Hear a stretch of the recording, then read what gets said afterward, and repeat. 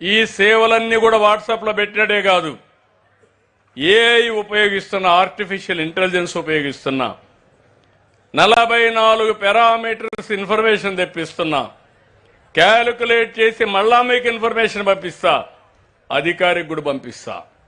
అంటే నా ఉద్దేశం పెను మార్పులు తీసుకొస్తాం మీరు సహకరిస్తే. మీ ఆరోగ్యం నా భరోసా. తొందరలో మీరు చూస్తే సంజీవిని పార్క్ సంజీవిని ప్రాజెక్ట్ తీసుకొస్తున్నా, యూనివర్సల్ హెల్త్ ఇన్సూరెన్స్ తీసుకొస్తా. ప్రపంచంలో ఉండే నాలెడ్జ్ని మీ ఇంటి దగ్గర తీసుకొచ్చి మీకు ట్రీట్ చేసే పరిస్థితి తొందరలోనే చేయబోతున్నాను.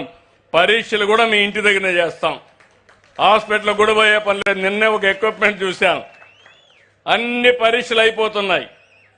పరీక్షలు అయిపోయిన తర్వాత ఏ డాక్టర్ కావాలనో ఆ డాక్టర్తో మీకు అపాయింట్మెంట్ ఇప్పిస్తా. ప్రపంచంలో ఉండే నాలెడ్జ్ మొత్తం తీసుకొస్తా. ఇంకో పక్కన రాబోయే రోజుల్లో అవి కూడా చేస్తున్నా. ఇప్పుడు నా దగ్గర రింగ్ ఉంది. ఈ రింగ్ మంత్రం రింగ్ కాదు, ఆరా రింగ్. నిద్ర లేస్తే చెప్తుంది, ఈరోజు బాగానే పడుకున్నావు, 8 గంటలు పడుకున్నావు, 7 గంటలు పడుకున్నావు, నీ బాడీ రెడీగా ఉంది, స్లీప్ స్కోర్ బాగుంది, డీప్ స్లీప్ వచ్చింది, నువ్వు ఈరోజు ఎనర్జెటిక్గా పనిచేయగలుగుతా చెప్పేస్తుంది. నేను కానీ సరిగా బాడీ రెడీ లేకపోతే ఇంకొక అర్ధ గంట ఎక్కువ పడుకుంటా, మళ్ళా రెడీ అయినాక లేచి వెళ్ళిపోతూ ఉంటాను. అంటే టెక్నాలజీ ఎంత మారిపోయిందో మీరు గుర్తుపెట్టుకోవాలి. ఇంకో పక్క ప్యాచ్ ఒకటి ఉంది, అల్ట్రా హ్యూమన్ సెన్సార్ ఉంటుంది. అందులో చూస్తే ఇప్పుడు గ్లూకోజ్ ఎంత ఉందో తెలిసిపోతుంది. ఏం తినాలా లేదా, తింటే ఎంత తినాలి అంతే తింటా. దానివల్ల ఏమవుతుంది, ఆరోగ్యం బాగుంటుంది, ఎక్కువ పనిచేసే అవకాశం వస్తుంది. ఇలాంటివన్నీ తయారు చేసి మీకు అందుబాటులో పెట్టగలిగితే పేషెంట్ ఇప్పుడు ఏంటంటే ఆల్ హాస్పిటల్లో మీరు చూడండి 5 స్టార్ హాస్పిటల్స్ ఇవి. మన ట్రీట్మెంట్ కంటే ఎక్కువ దీనికి ఖర్చు అవుతూ ఉంటుంది, హాస్పిటల్ ఖర్చు ఎక్కువ అవుతుంది రూమ్లో ఉండడానికి. రాబోయే రోజులు అవసరమైతేనే మీరు హాస్పిటల్కి వెళ్తారు. అలాంటి కార్యక్రమానికి శ్రీకారం చుడతా ఇవన్నీ వస్తాయని చెప్పి కూడా నేను మీకు తెలియజేస్తున్నా.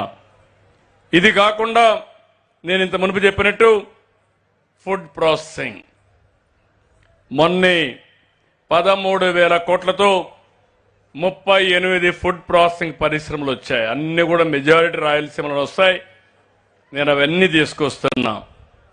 మీరు ఒక పని చేయాలి, రైతులు ఆంటర్‌ప్రెన్యూర్స్గా మారాలి, ఎఫ్పిఓలు పెట్టుకోవాలి, ఎంఎస్ఎంఈలు పెట్టాలి.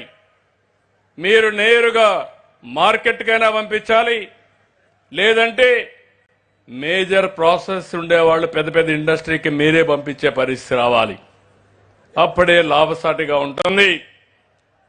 మీ పిల్లలు ఇప్పుడు స్టార్టప్ కంపెనీలు పెడుతున్నారు. మీరు స్టార్టప్ కంపెనీ పెట్టకపోయినా మీరందరూ కూడా ఎఫ్పిఓలు పెట్టాలి, ఫార్మర్స్ ప్రొడ్యూసర్స్ ఆర్గనైజేషన్స్ పెట్టుకోవాలి. మీరు అగ్రిప్రెన్యూర్స్గా తయారు కావాలి, ఆంటర్‌ప్రెన్యూర్స్ ఇన్ అగ్రికల్చర్. అది మీరు తయారు కండి, నేను మీకు అండగా ఉంటా. ప్రతి ఇంట్లో ఒక ఆంటర్‌ప్రెన్యూర్ని తయారు చేయాలనుకుంటున్నా. ప్రతి రైతులు 10 మందికి 15 మందికి ఒక ఆర్గనైజేషన్ పెట్టి, క్లస్టర్స్ పెట్టి మిమ్మల్ని అన్ని విధాలా అభివృద్ధి చేసే బాధ్యత నాదని మరొక్కసారి మీ అందరికీ హామీ ఇస్తున్నా. 175 నియోజకవర్గాల్లో 175 ఎంఎస్ఎంఈ పార్కులు కూడా పెడతాం. అక్కడ మీరు అన్నీ చేసుకోవచ్చు. మన రాష్ట్రంలో పండని పంట లేదు. అక్వాకల్చర్, హార్టికల్చర్, సెరికల్చర్, అదే మరిగా డైరీ, పాల ఉత్పత్తి, మాంసం, ఇవన్నిటికీ ప్రాధాన్యత ఇస్తున్నాం. ఈరోజు మీకు తెలియకుండా ఉంది, కానీ మీరు అర్థం చేసుకోవాల్సింది, రాష్ట్రంలో ఎక్కువ ఆదాయం వచ్చేది వ్యవసాయంలో కాదు. మనకు ఫస్ట్ ఆదాయం వచ్చేది పాలు, మాంసం. రెండో ఆదాయం వచ్చేది హార్టికల్చర్. మూడో ఆదాయం వచ్చేది అక్వాకల్చర్. నాలుగో ఆదాయం వచ్చేది అగ్రికల్చర్. తక్కువ ఎక్స్టెంట్, ఎక్కువ ఆదాయం. దానివల్ల రైతుకు కూడా గిట్టుబాటు వస్తుంది. ఇలాంటి